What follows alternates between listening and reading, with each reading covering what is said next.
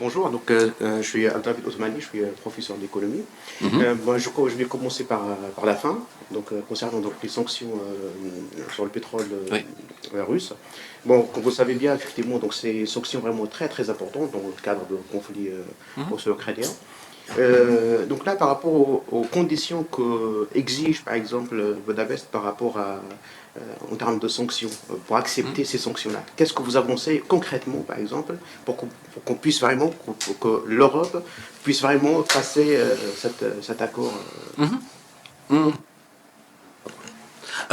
Merci beaucoup pour cette question parce que c'est vraiment une question clé que nous avons. Nous avons absolument clairement vu que seulement de dire dans une sanction on arrête l'achat du pétrole, ça malheureusement amène quelques pays, et spécialement les pays comme la Hongrie, dans une situation économique extrêmement difficile. Pourquoi?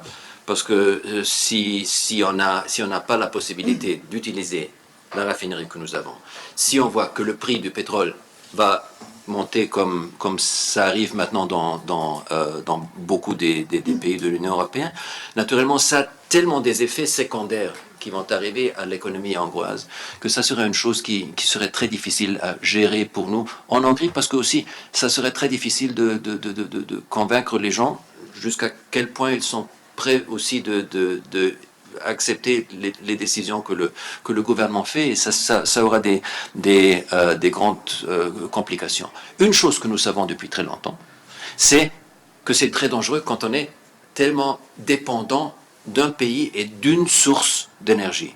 Alors on a déjà travaillé pendant les dernières années pour trouver des autres sources de l'énergie, des autres sources de recevoir de l'énergie en Hongrie. Par exemple, on a élargi toutes les capacités pour faire est-ce qu'on dit le stockage de gaz, pour faire le stockage de gaz, pour avoir beaucoup plus de possibilités d'avoir de stockage de gaz, ce qui nous donne plus d'indépendance. Alors on a vu que les gazoducs et les oléoducs qui arrivent, de voir quelle est la possibilité d'avoir encore plus de possibilités pour l'année. Par exemple, comme on a maintenant en Croatie, sur la île de Krk, une possibilité pour recevoir le LNG, ce qui s'appelle en français le GNL, je pense, le gaz naturel liquide, d'avoir un gazoduc de la Croatie pour amener de gaz en Hongrie. Malheureusement, ce gazoduc n'est pas encore, ça n'a pas encore la capacité d'amener assez de gaz qu'on peut dire on va seulement recevoir le gaz qui arrive de là-bas. Mais on est en train de lentement, avec les différents pas, de voir quelles sont des alternatives pour avoir de l'énergie.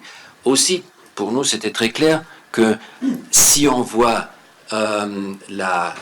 aussi en ce moment la nécessité avec toute l'énergie verte, que c'est très nécessaire aussi d'avoir plus d'énergie nucléaire, parce que l'énergie nucléaire donne la possibilité aussi de développer des autres sources de l'énergie. Alors comme ça, nous avons un projet d'élargir notre centrale nucléaire. Alors on est en train de changer la situation de la Hongrie depuis déjà plusieurs années.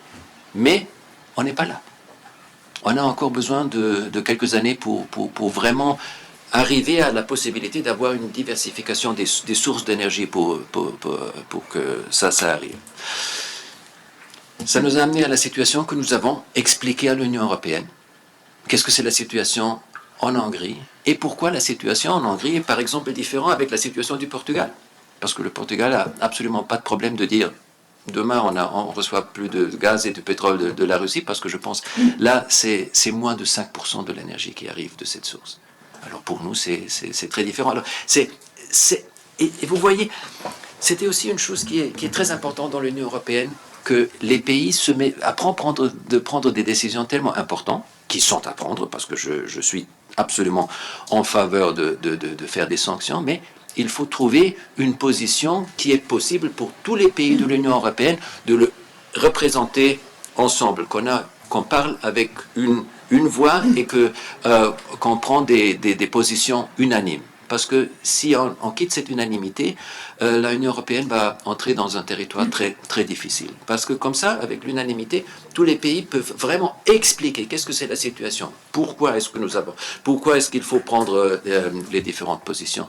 Et ça, c'est une chose qui donne une grande force à l'Union européenne, parce que si on prend une décision commune, alors ça c'est une position que aussi on peut, qui reçoit beaucoup plus de force dans sa décision.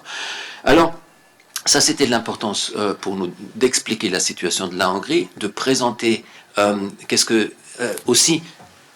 ça veut dire comme investissement. Parce que de changer notre raffinerie, qu'on aura la possibilité de gérer le pétrole venant de notre source, que la Russie, ça va coûter à peu près 550 millions d'euros pour faire tous les changements.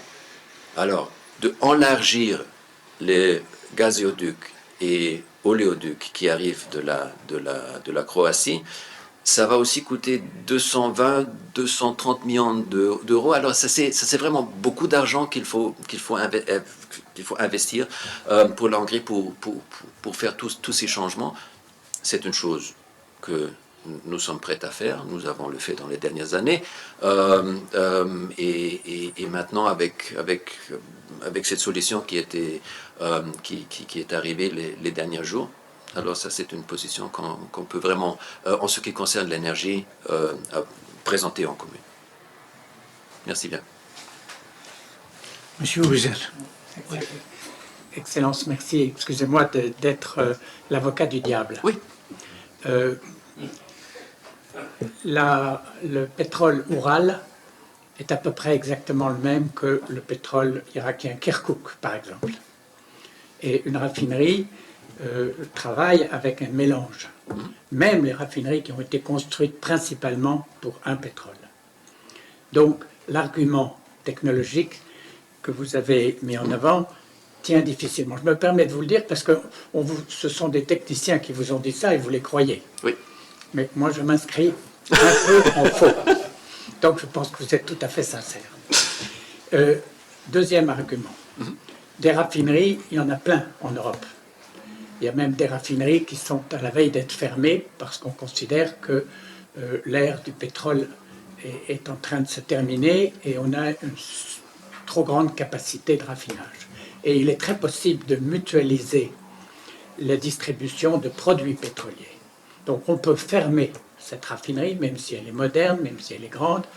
Et la Hongrie, comme vous le disiez tout à l'heure, n'est pas un pays tellement vaste pour être trop éloigné d'autres raffineries dans les pays voisins. Et on peut parfaitement mutualiser les approvisionnements d'essence, de gasoil, etc. Ensuite, le gaz se transporte à partir du moment où il arrive, par exemple, dans le hub de gaz qui est en Autriche, juste à côté, qui est le plus grand carrefour et de stockage d'Europe. Donc la Hongrie n'est pas très loin. Et même s'il est vrai que jusqu'à présent, la Hongrie dépend, comme l'Allemagne, en très grande partie du gaz russe, il y a aussi des moyens de transport par camion, une fois que le gaz est sous forme gazeuse. L'impression de tous les observateurs qui se sont penchés sur la question récente est que la Hongrie a donné ses raisons comme un argument pour justifier une prise de position beaucoup plus politique que technique. Et c'est la question que je vous pose en étant peut-être, en demandant une plus grande transparence. Excusez-moi d'être direct, c'est pour alimenter le débat. Merci beaucoup. C'est toujours très bien d'avoir un avocat de diable qui est là pour poser des questions. Et merci beaucoup pour ce que vous avez dit. Oui, ce sont les techniciens qui m'ont dit ça. Mais pas seulement les techniciens hongrois. C'était aussi les techniciens allemands qui ont dit exactement la même chose sur la situation. Même façon, avec les mêmes arguments. Mais vous savez, malheureusement, je ne suis pas tellement convaincu que vous que ça c'est tellement facile de trouver une solution pour la logistique et le transport de l'énergie d'un pays à l'autre. Et vous avez absolument correctement dit qu'il y a des grandes facilités de stockage de gaz en Autriche. Mais je vous demande d'où vient le gaz qui est en Autriche dans ces places. Ça, c'est un gaz qui aussi arrive de la Russie. Pour ça, l'Autriche était un peu dans la même situation que nous. Parce que là, le gaz arrive de la même source que chez nous. Oui, ils ont maintenant des très grandes facilités pour avoir ça. Et si la logistique de transport pourrait se faire si facilement, si on a le moyen et si on a les structures sur place, oui, on peut le faire. Mais jusqu'au moment où on a cette structure en place, ça devient très très difficile. Je ne sais pas si mes techniciens sont les meilleurs. Je dois avoir de confiance dans elles. Oui. Mais je vais vous dire que moi aussi, j'ai des difficultés à m'imaginer qu'on peut changer la logistique avec une telle grande vitesse que ça serait maintenant espéré des différents pays de l'Europe centrale de le faire. Il y a des pays qui peuvent le faire, qui ont la capacité de le faire très très vite. Et il y a des pays qui ont, par exemple la Pologne. La Pologne est maintenant en train de finir un gazoduc avec les pays du Nord, et comme ça, ils se font indépendants. Ils ont de la possibilité parce qu'ils sont géographiquement plus proches, ils ont l'accès à la mer, ils ont la possibilité de faire des terminales GNL et de recevoir le gaz de là-bas. Ils ont la possibilité de le faire beaucoup plus vite. Aussi avec un investissement très, très, très important, mais logistiquement, ils l'ont plus facile qu'un pays qui se trouve dans le centre, ce qui est très très bien pour des autres moyens de transport, parce que la Hongrie est devenue un centre logistique d'Europe, parce qu'il y a tellement c'est un point où tellement des voies se croisent et qu'on peut très bien utiliser comme centre logistique. Mais pour y amener l'énergie, c'est pas tellement facile. Et j'espère qu'on va travailler sur ce sujet. On le fait maintenant, qu'on aura la possibilité de faire le financement de ça. Moi aussi, je l'espère beaucoup. On va voir. C'est technicien contre technicien, j'aimerais bien. Oui, parce que... Ouais.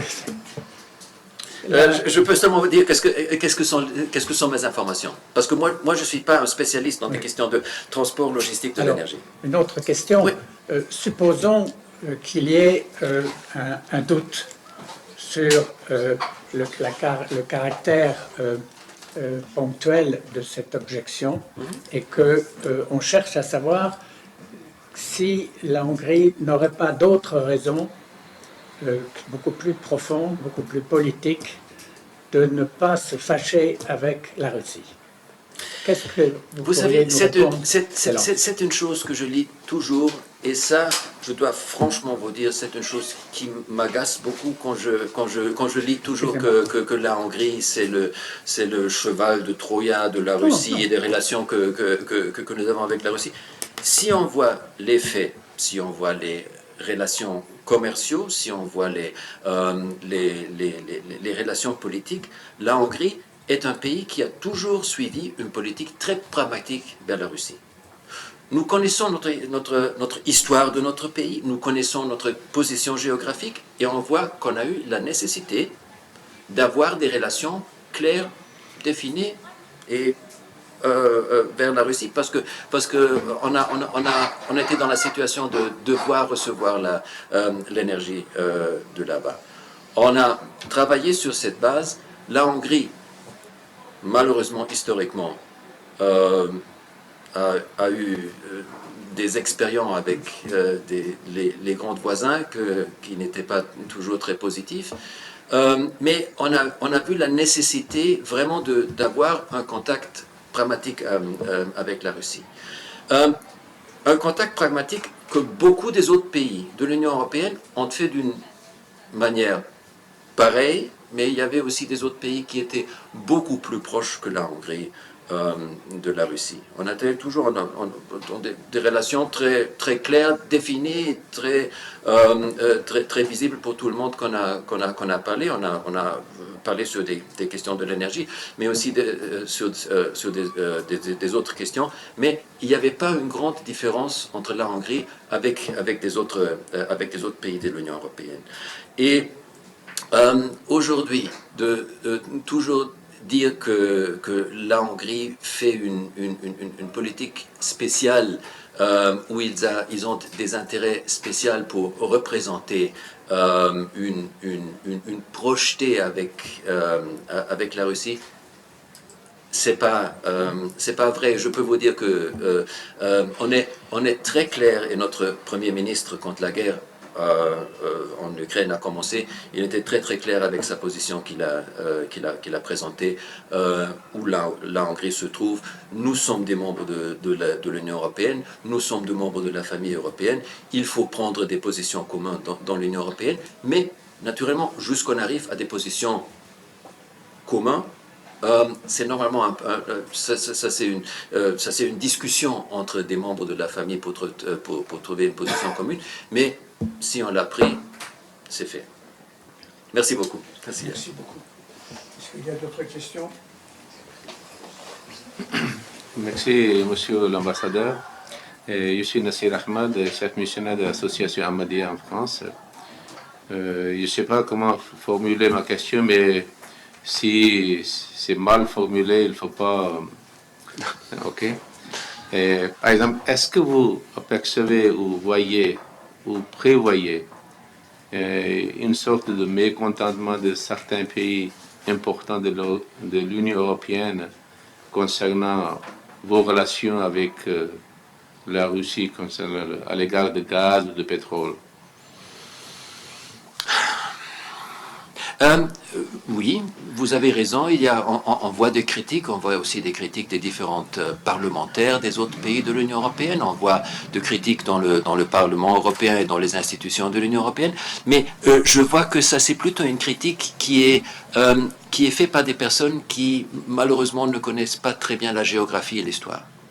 Parce que c'est très facile de prendre une position politique, mais vous savez, les techniciens sont normalement les plus importants qui après ça parlent et donnent aux positions politiques une certaine réalité.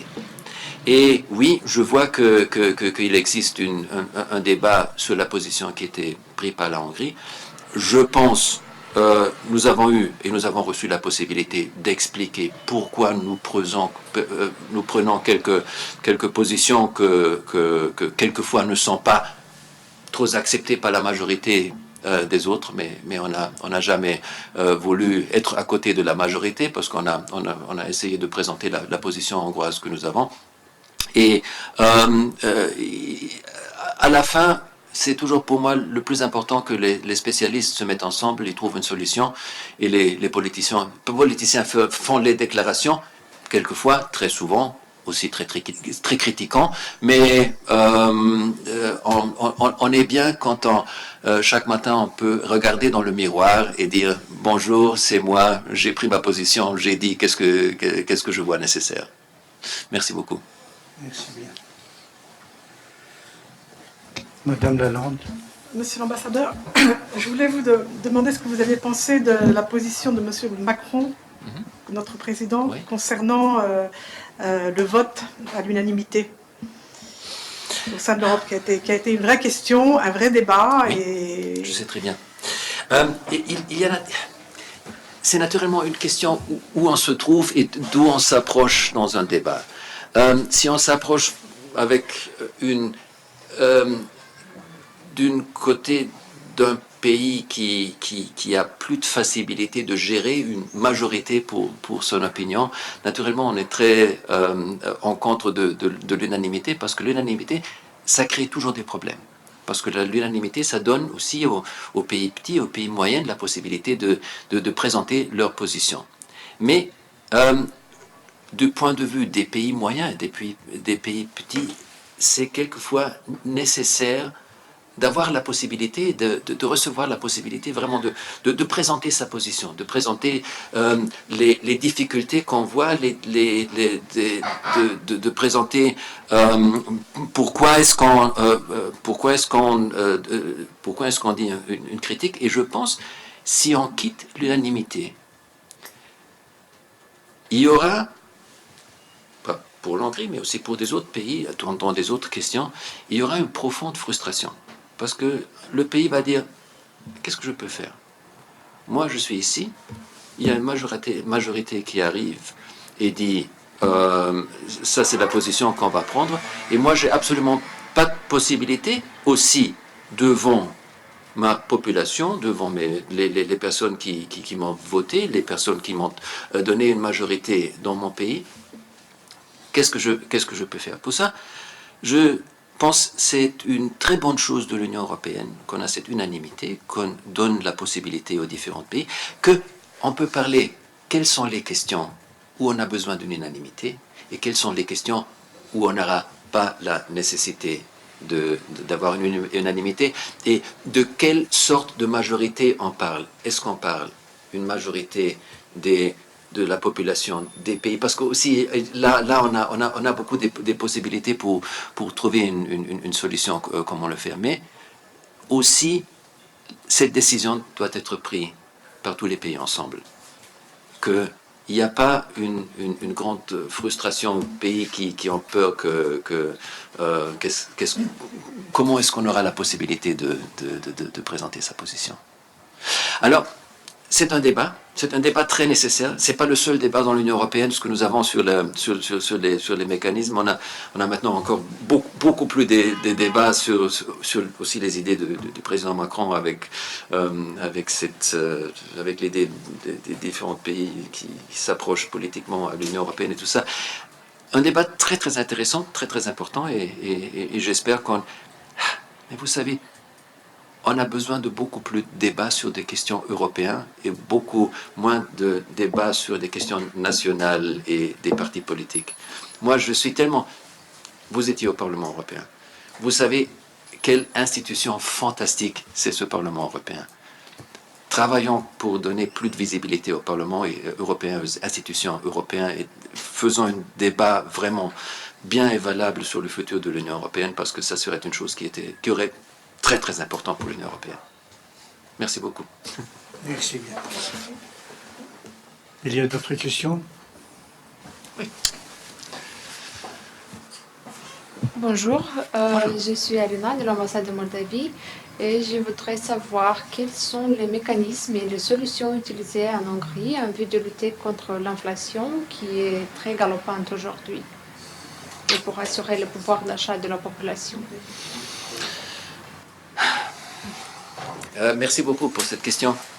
Je pense que l'inflation, c'est un problème qui est maintenant pas seulement en Hongrie, mais aussi dans les autres pays de l'Union européenne. C'est une situation assez grave.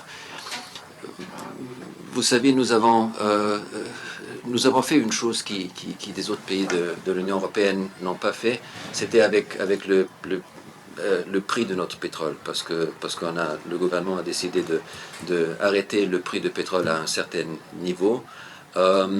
Ça naturellement a toutes les conséquences sur l'économie quand il y a quand le pétrole, quand le prix du pétrole reste calculable. Alors quand on peut dire c'est maintenant le prix du pétrole et on peut calculer que ce prix va rester pour un certain temps. Ça donne une stabilité, parce que naturellement le pétrole a l'effet aussi sur tous les produits qu'on achète dans les différents magasins.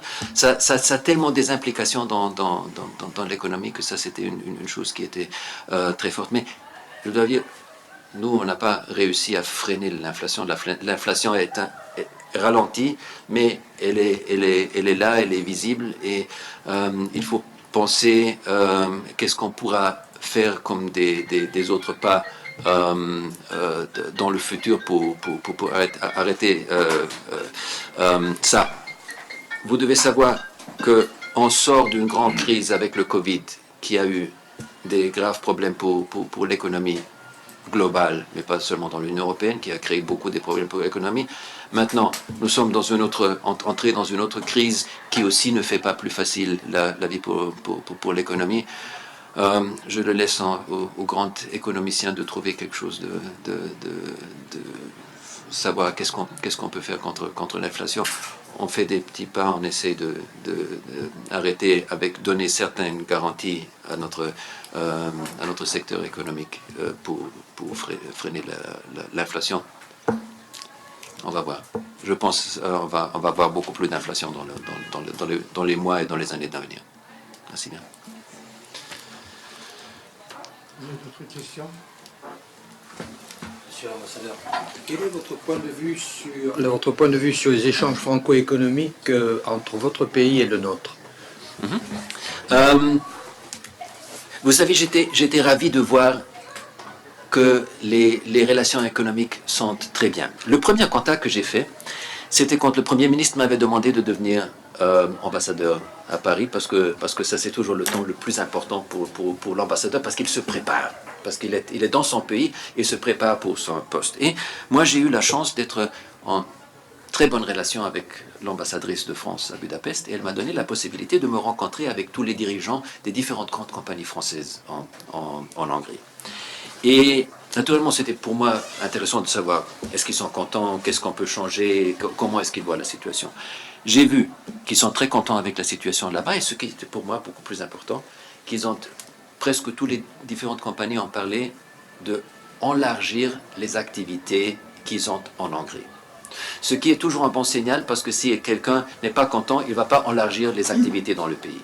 Et alors, j'ai vu qu'ils ont eu l'intérêt, parce qu'ils étaient très contents avec la qualité des travailleurs qu'ils ont trouvés en Hongrie, aussi pour la situation fiscale, comment elle était. Et naturellement, quand on a des compagnies qui sont d'accord et contentes avec la situation qu'ils trouvent dans un pays, c'est la meilleure publicité qu'on peut avoir pour des autres compagnies. Parce qu'aujourd'hui, s'il y a une compagnie qui s'intéresse pour faire des investissements en Hongrie, moi je ne dois pas dire, oui, parlez aussi avec le ministère des Affaires étrangères, mais ce qui est beaucoup plus facile pour vous, allez parler avec des compagnies qui sont des investisseurs en Hongrie. Et là, vous avez une réponse directe et sans, naturellement, dans le ministère, on donne toujours une image très, très positive, mais naturellement, si vous parlez avec probablement un collègue que vous connaissez qui a d'expérience dans le pays. Alors ça, c'est une chose qui était important pour moi de voir la confiance que les investisseurs ont eue dans les investissements qu'ils ont eus en Hongrie. Je vois aujourd'hui qu'il y a un intérêt dans plusieurs différents secteurs pour une collaboration plus profonde avec la Hongrie. Et je vais vous dire un exemple, ce qui est très, très significant pour moi. On a maintenant fait plusieurs agréments avec des compagnies qui travaillent dans le secteur spatial. Parce que tout ce qui est la technologie spatiale, c'est maintenant la technologie la plus avancée que nous avons, parce que c'est toujours nécessaire avec la technologie spatiale. Alors, une compagnie comme Thales, par exemple, on a commencé de travailler très prochement. On a une université technique en Hongrie qui est très forte, qui est très connue en Europe centrale, qui est aussi très développée dans les questions spatiales et de la technologie spatiale. On a eu des visites de notre ministre à Toulouse, on a eu des visites à Cannes, dans le centre de Thales, pour la construction des différents satellites. Nous avons construit en Hongrie le plus petit satellite du monde.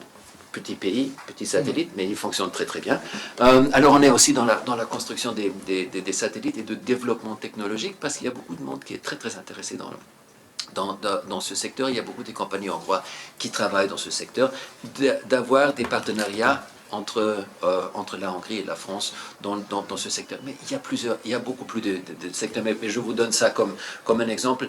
Alors, je vois qu'il y a des bons contacts, et j'espère que dans le futur, on aura beaucoup plus de bons contacts dans les secteurs qui ont une importance technologique, scientifique,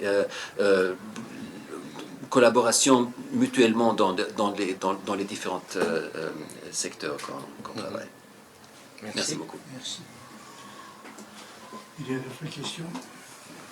I'm sorry, I can speak in English, right? It's okay. Without any problem, please. Français, vous parlez français? No, I cannot speak in French. I cannot explain in French what I want to say. That's it. For me, it's good if I can speak in Arabic, but there is no translator.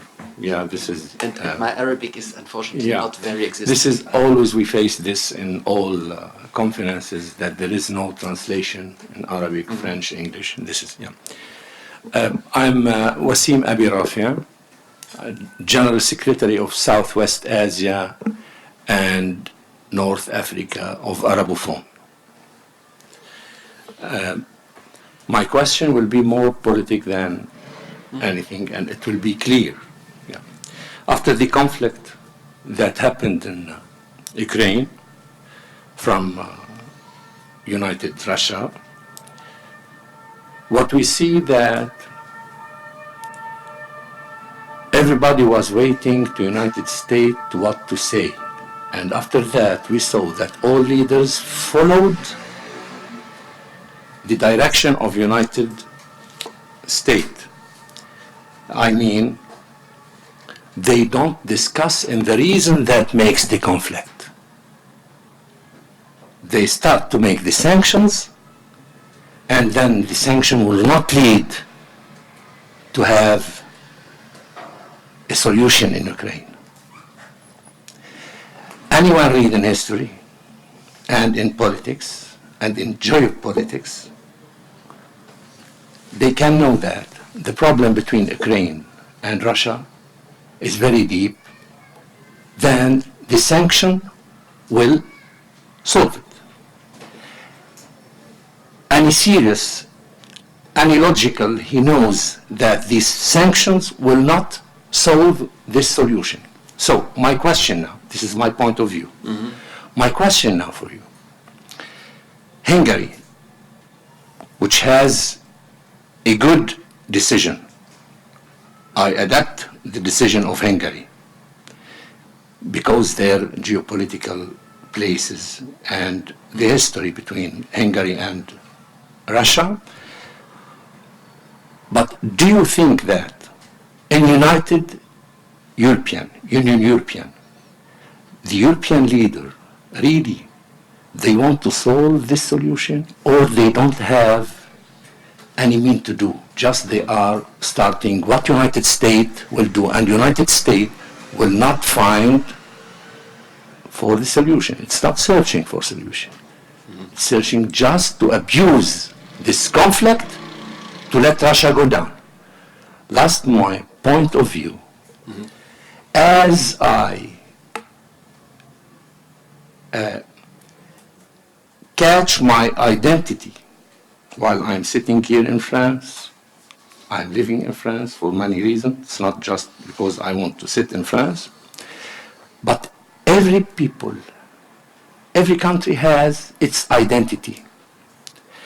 Is the United European really they can do the good solution to be with Russia, a good neighbor, or the decision is not in United European? I think it's clear. Thank you. Est-ce que je donne la réponse en anglais ou en français? En français. Il comprend français, moi je le connais. Aussi, je peux répondre en anglais, en français. Excuse me, just to explain, it's not because I don't speak in French, because I cannot explain in French language what I want to say. Even in English, it's very difficult. Je dois vous dire, la langue française n'est pas facile. aussi, pour moi, c'était pas tellement facile d'apprendre le français parce que, bon, comparé avec l'hongrois, c'est très facile le français. Mais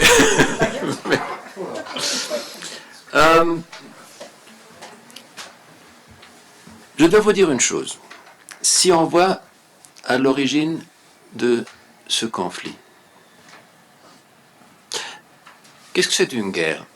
Une guerre, c'est une agression d'un pays contre un autre, avec des forces militaires. Et il faut réagir quand il a, aujourd'hui, dans ce mode, dans cette monde, il y a une agression d'un pays contre un autre. Parce que ça, c'est une chose qui est très difficile à accepter. Naturellement, il est très important pour l'Europe, les institutions européennes, de prendre leur position et de faire très clair qu'est-ce que c'est la position de l'Europe dans cette agression et dans cette guerre. Mais naturellement, il faut aussi voir parce qu'on n'est pas seulement dans l'Union européenne, on est aussi dans l'OTAN. Et dans l'OTAN, on est ensemble avec les États-Unis, qui jouent aujourd'hui aussi un rôle très très important, parce qu'ils ont une force qui est pas négligeable, ils ont une position très importante. Et il faut discuter beaucoup des questions avec les États-Unis et la position des États-Unis. Mais vous avez tout à fait raison, c'est pas la nécessité d'Europe de regarder qu'est-ce qu'il fait les États-Unis, c'est la nécessité de l'Europe de faire qu'est-ce que l'Union européenne pense ce qui est nécessaire. Et qu'est-ce qu'ils ont comme possibilité de réagir? On ne va pas envoyer des soldats, on ne va pas entrer dans la guerre avec des soldats parce qu'on entrera dans une situation où une troisième guerre mondiale devient très possible. La seule possibilité, comment on peut réagir, c'est avec des sanctions très drastiques. Et je pense aussi que pour le président de Russie, c'était une surprise comment l'Union européenne a décidé très très vite de faire beaucoup de sanctions qui étaient beaucoup plus forts qu'avant les sanctions qui étaient prises et qui donnent vraiment à penser pourquoi est-ce qu'il est arrivé une situation et une réaction tellement forte comment c'était fait par l'Union européenne. Non, les sanctions ne vont pas finir la guerre d'un jour à l'autre. Mais malheureusement, quand on ouvre la cage de Pandora avec une guerre, ça prend beaucoup de temps pour réagir et pour trouver une solution pour la fin de ce conflit. Mais les sanctions sont une possibilité de faire très très clair de la côté de l'Union européenne qu'on ne peut pas accepter ce que la Russie a fait dans ce conflit. Et moi aussi, je dois vous dire, pour moi aussi, c'était une surprise de voir les décisions de l'Union européenne avec les premiers 6 paquets de sanctions qu'ils ont pris et qu'ils ont fait très très clair. Nous, vraiment, essayons de faire absolument tout ce possible pour montrer économiquement qu'on n'est pas d'accord avec cette agression. Et naturellement, ça donnera la possibilité aux autres personnes en Russie qui ont aussi là pour prendre des décisions, de voir qu'est-ce que ça veut dire quand on commence une guerre et quelles sont les conséquences qui sont prises contre moi personnellement, quand je suis en Russie, contre mon pays comme c'est la Russie, quelles sont les conséquences et commence à penser, est-ce que ça c'était vraiment nécessaire de faire tout ça pour ce conflit qui aussi, bon, on a la position russe qui dit tout va suivant le grand plan que nous avons eu, et on voit les autres qui disent, qui connaissent très bien la situation avec la Russie, qui disent non, il y a absolument la chose ne va pas comme c'était prévu, et les sanctions jouent un rôle sûrement très important en ça. Mais ça, c'est la manière comment l'Union européenne peut réagir. Et ça, c'est une chose. De prendre les sanctions, ça, c'était la décision de l'Union européenne. Et ça, c'était la décision des dirigeants de l'Union européenne, naturellement, en collaboration avec les États-Unis, avec le Canada. N'oublions pas le Canada, mais avec les États-Unis. Mais je pense que c'était vraiment la décision de l'Union européenne, parce que comme ça, aussi, il y a plusieurs décisions concernant les sanctions qui étaient prises en Europe où on a vu que ça n'était pas en accord avec les États-Unis parce qu'ils ont été pris beaucoup plus fortes que tout le monde aura pu le voir. Et je pense que c'était une bonne possibilité pour l'Union européenne de présenter qu'est-ce qu'ils sont capables de faire. Et je pense qu'on va voir dans le futur encore des autres pas de l'Union européenne qui seront très significatifs. Mais n'oublions pas, l'Amérique a une grande importance. C'est un grand pouvoir qui peuvent prendre beaucoup de décisions, mais il faut voir que ici c'est l'Union européenne, ici ce sont les décisions de l'Union européenne, et ça c'est de l'importance. Merci beaucoup. Merci bien. Malheureusement, je ne suis pas d'accord avec vous, mais vous voyez, ça. No. I precised that the war is not a reason. It's a result of many reasons that comes or somebody did it. That's it. If we want to say that this man or this country has a power, they can do what they want, so everyone has to take the power to do what they want. If we say that the right, droit, and after we have to know how we can, why the droit, why the right, from where we can get the right, who can say this is right, this is not right. This is a big problem because this is many mentality and this is many things about the history. I don't want to take a lot of time because sometimes I forget, So if everyone has power to do, then I have power now to close this conference, so I can do it. I have a power to say to Hungary, if you don't do this, I will do this. We have to speak about the power of right, not the right of power. If we are going to the right of power, so Putin has the right and the United States has the right. What we will do in Europe and Middle East. This is what I want from my message now to you as a politician, to take it to your government and to speak about it and to put it in the United European. Because the European people will not be union if they don't take the power and the al-ahlam, the rêve of the people. The dream. That's it. The dream of the people. So we have to put this society first, then the economic, then. Not the economic and the bank and the money and the power. Thanks for listening. Thank you. But I have to clarify something. I am not a politician. I am a diplomat.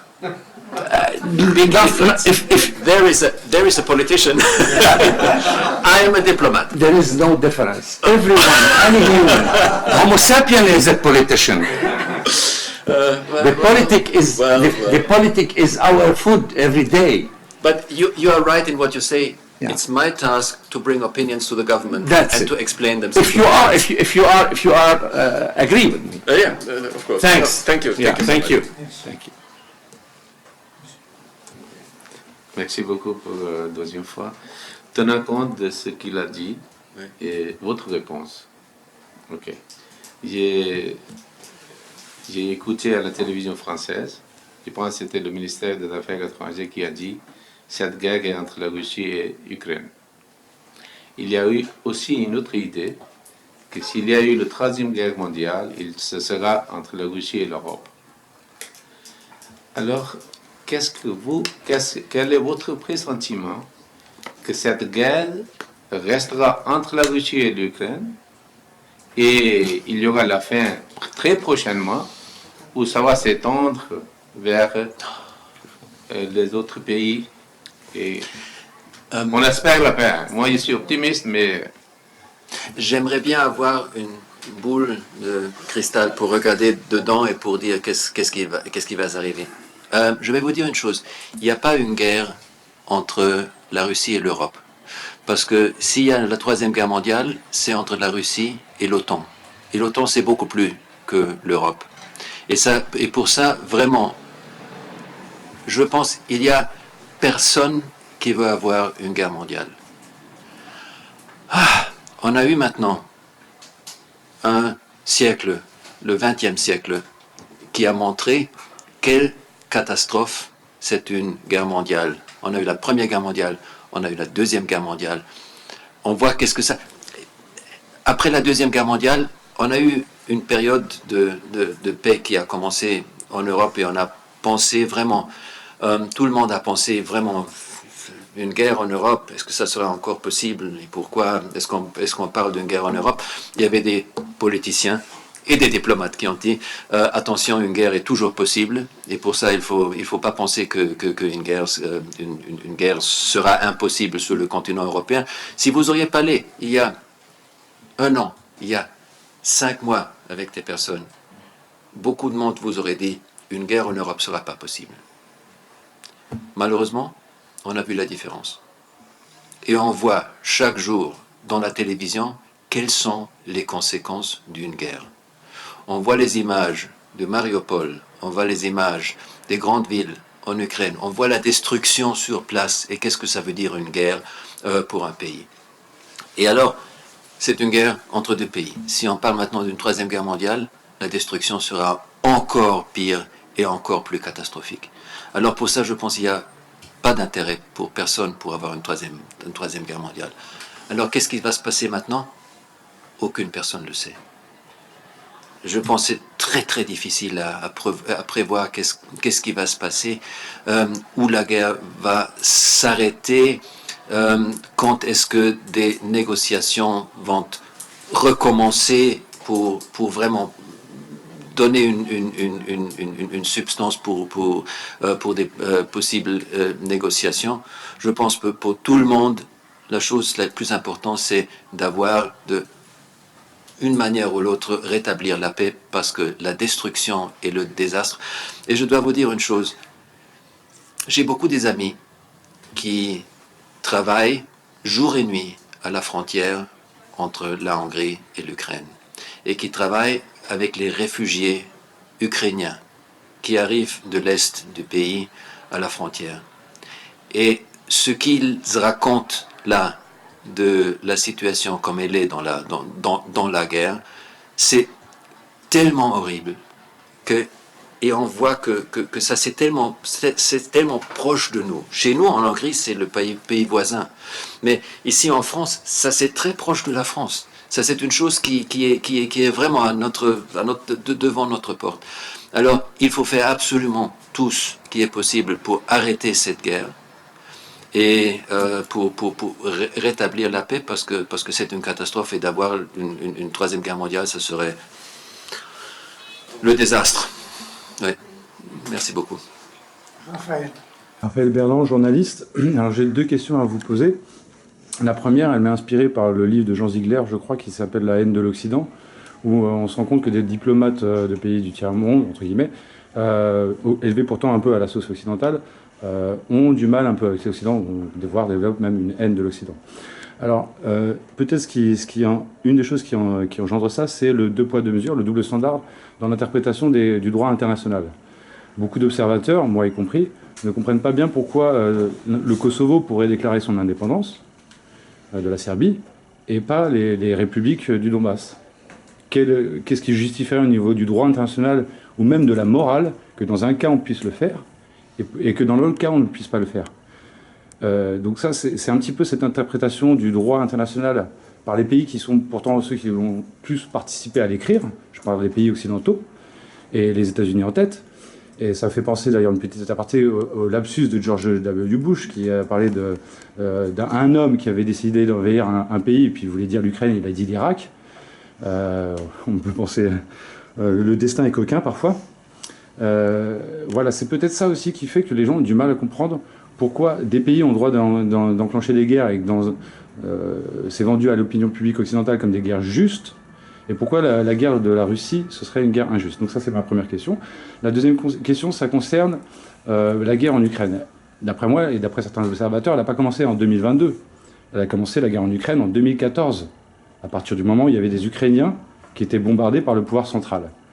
Dans l'interview que Lavrov a donnée à SCI TF1 récemment, il a largement expliqué que la Russie avait fait des pieds et des mains depuis 8 ans maintenant pour diplomatiquement arriver à une solution pour que les russophones ukrainiens en Ukraine arrêtent de se faire bombarder par le pouvoir central. Et ce qu'il explique, c'est que malheureusement, il n'a pas senti un grand enthousiasme de la part ni des États-Unis, ni même de l'Union européenne pour essayer de trouver une solution diplomatique.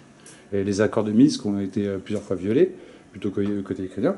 Et donc la troisième question, c'est par rapport aux justifications. Il y a une des justifications qui avait été apportée par Poutine, c'est la dénazification de l'Ukraine. Alors, est-ce que vous pensez que la présence de néo-nazis en Ukraine est nombreuse, anormalement nombreuse par rapport aux autres pays européens ou la Russie, par exemple?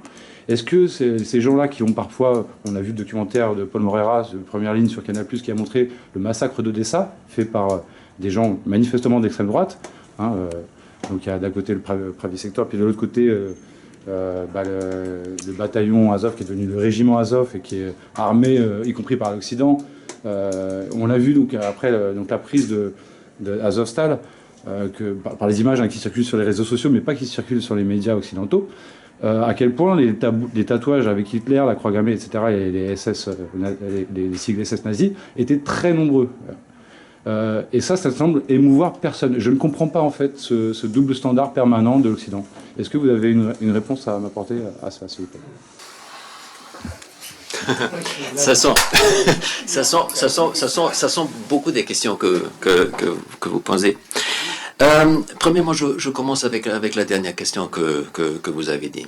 Je pense le nazisme, fascisme, radicalisme, c'est une chose qui est très souvent utilisée et on le voit aussi dans beaucoup des pays, des présences des forces nationalistes qui sont là.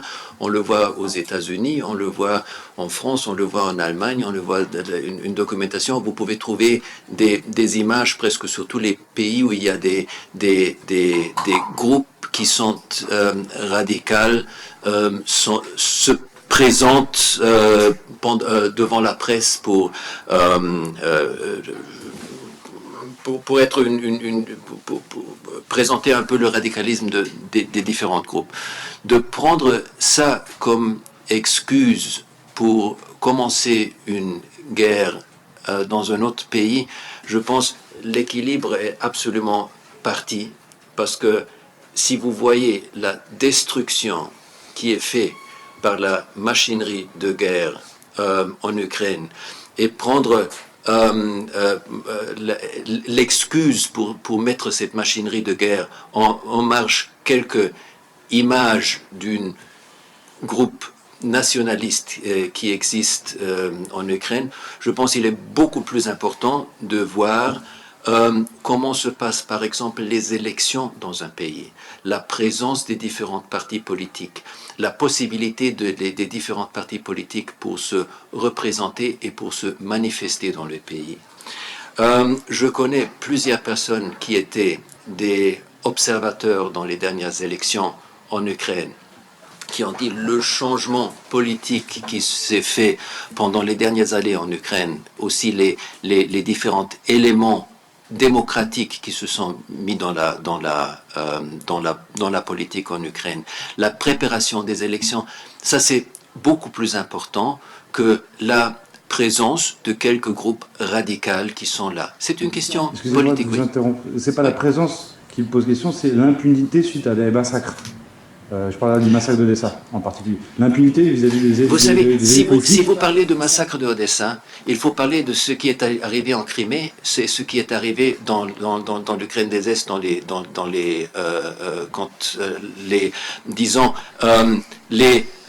ce qu'on appelle les personnes vertes qui sont arrivées là-bas et qui ont occupé l'Est et la Crimée.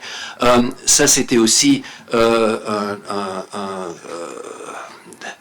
une brutalité comme ça s'était fait il y a seulement quelques années, où on sait aujourd'hui que ça c'était l'armée russe qui était là présent sur le terrain, ce qui était aussi commenté par les différents politiciens russes, que c'était pas les gens du présents là-bas, mais c'était des soldats qui étaient infiltrés dans la Crimée et dans l'Ukraine de l'Est. Vous savez, oui, on peut toujours débattre quand est-ce qu'il y a une guerre qui est juste ou qui n'est pas juste. Regardez les résultats que nous avons aujourd'hui et comment on voit de la situation en Ukraine. Si vous voyez la destruction de ce qui se passe dans ce pays, il n'y a aucune disons, rectification pour permettre de faire une chose pareille d'un pays à l'autre. On a aujourd'hui, heureusement, la possibilité, avec des institutions internationales, avec les Nations Unies, avec les différentes organisations internationales, de trouver la possibilité de trouver une solution diplomatique normal derrière une table de se mettre ensemble, de discuter et de trouver une position. Oui, ça prend beaucoup plus long qu'aller avec une force militaire et chercher un résultat. Mais on a aujourd'hui la possibilité de négocier et de présenter sa cause. On a aujourd'hui, avec les médias, la possibilité de donner des visibilités aux différentes causes. Et si on n'est pas prêt à faire ça, ça doit avoir des réactions. Et si on utilise la force, comment c'est utilisé aujourd'hui en Ukraine, ça doit avoir encore des réactions beaucoup plus fortes. Et sur le deux poids deux mesures dans le droit, sur le deux poids deux mesures dans le droit international. La question, merci. Attendez, déjà des gens qui ne sont pas posé la question, et après les gens qui ont déjà posé la question, après. Est-ce qu'il y a d'autres questions?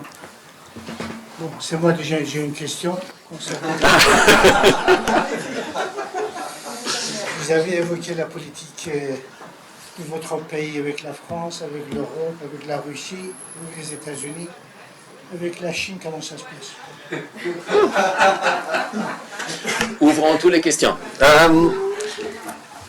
Aussi avec la Chine, on a des relations très bien et aussi lisant les journaux en France, je vois aussi que la Hongrie n'est pas seulement bien pour être le grand ami de la Russie, alors comme ça nous sommes aussi les grands amis en Europe de la Chine.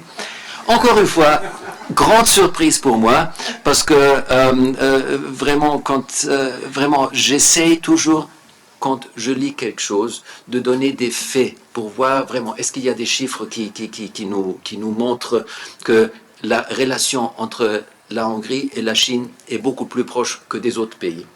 On voit seulement qu'il y a des autres pays qui sont beaucoup plus discrets avec leurs relations avec des pays et qui font beaucoup plus des contacts économiques et commerciaux avec, par exemple, la Chine.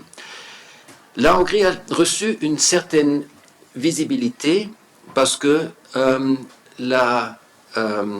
y avait le débat que nous aurions une université chinoise à Budapest. C'était un débat que nous avons eu avec l'université de Fudan. Oui, c'était l'université de Fudan où on a commencé des négociations pour amener cette université à Budapest. Cette université de Fudan, c'est une des 40 meilleures universités du monde, mais c'est une université chinoise.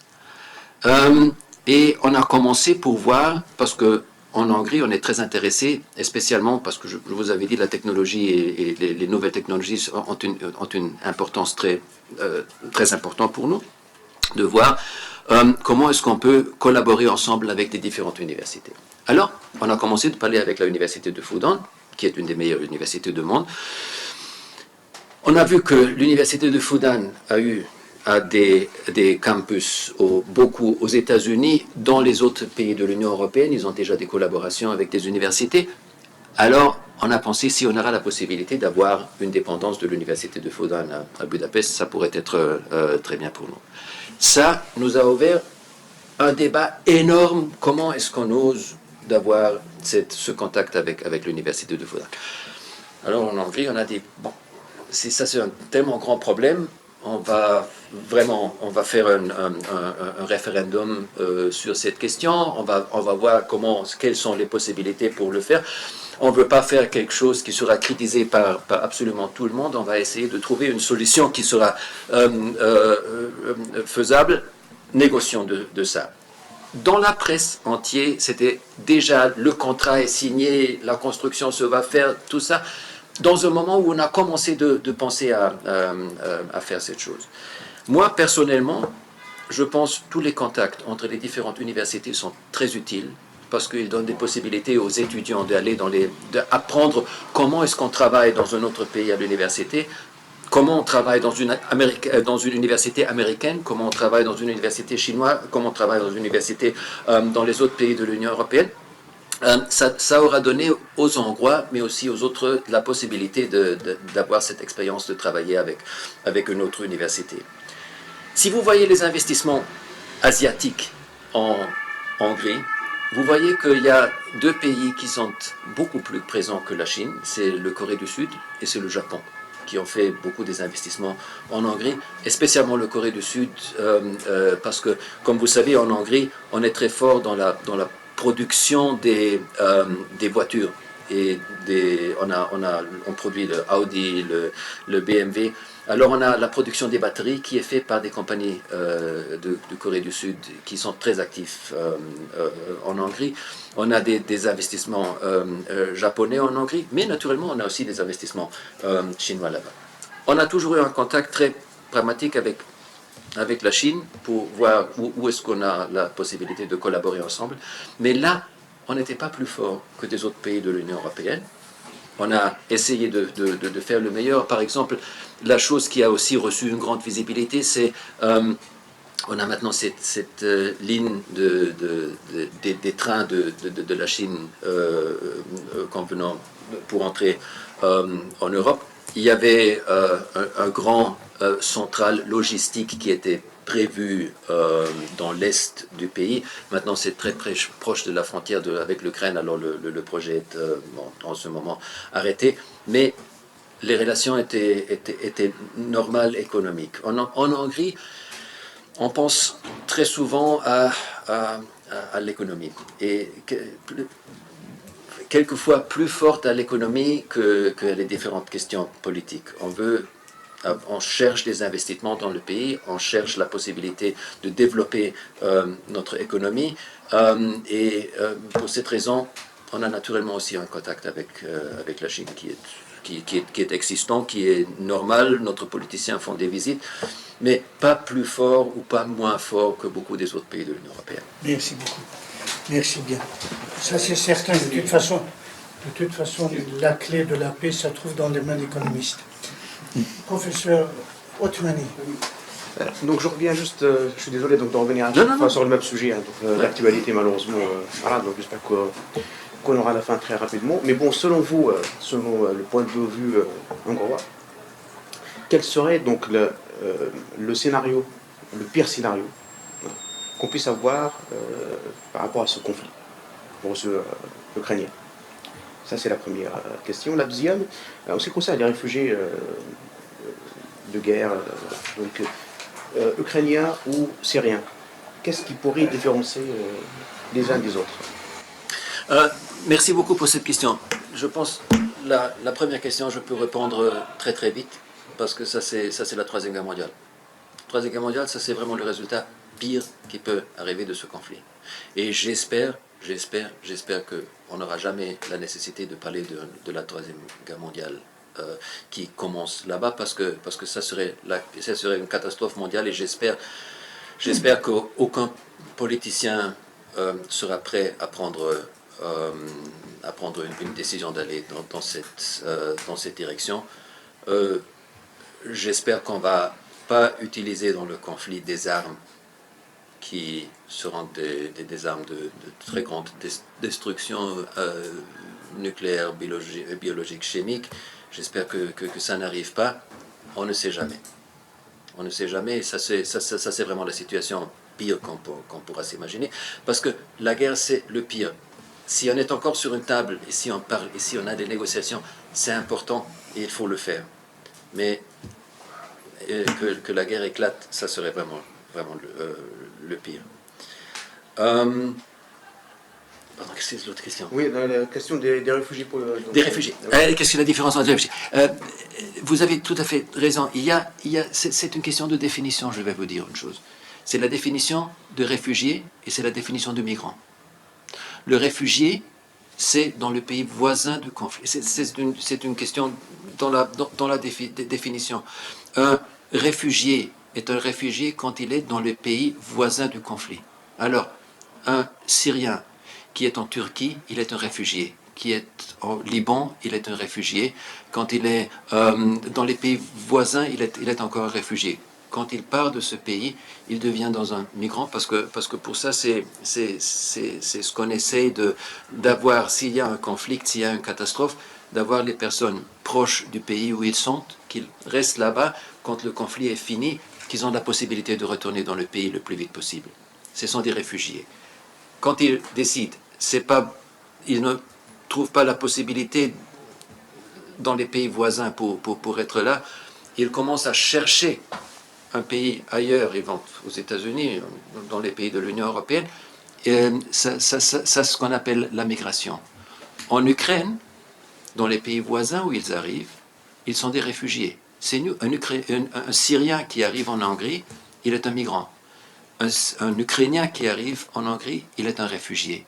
Et pour ça aussi, dans la définition internationale, l'obligation d'un État envers un migrant, c'est différent qu'envers un réfugié. Et ça, c'est la différence que nous avons en Hongrie, que vraiment les Ukrainiens qui arrivent chez nous, ce sont des réfugiés. Et naturellement, on fait tout ce qui est possible pour des réfugiés qui arrivent chez nous. Alors ça c'est une définition comme ça. C'est la définition aussi dans la légalement. Qu'est-ce qu'il faut faire avec un réfugié et qu'est-ce que c'est la situation d'un migrant? Merci beaucoup. Ça, c'est, à mon avis, c'est une définition diplomatique du droit de l'homme. Autre question, mais très courte. Si vous pouvez parler français, ce serait mieux. Je pense, la dernière question. Je pense qu'on est tombé dans la définition. Pour ça, je ne veux pas parler de les migrants et la réfugiée, parce que les Nations Unies, que je insiste là-bas, il y a différents que vous dites, Monsieur Excellence. Mais il y a quelque chose, il ne faut pas tomber dans cette... c'est-à-dire interprétation mauvaise. C'est le racisme et le nationalisme. Nationalisme, c'est une identité. Être française, être syrienne, être hongarienne, c'est pas quelque chose pas fier, c'est fier. Mais racisme, c'est les droits des pouvoirs. Nationalisme, c'est les pouvoirs des droits, c'est l'égalité. Mais j'ai une question juste pour le racisme et le nationalisme. Qu'est-ce que Hongrie dit et l'Union européenne pour le racisme qu'il traitait la Palestinienne par l'État israélien qui occupait les territoires palestiniens?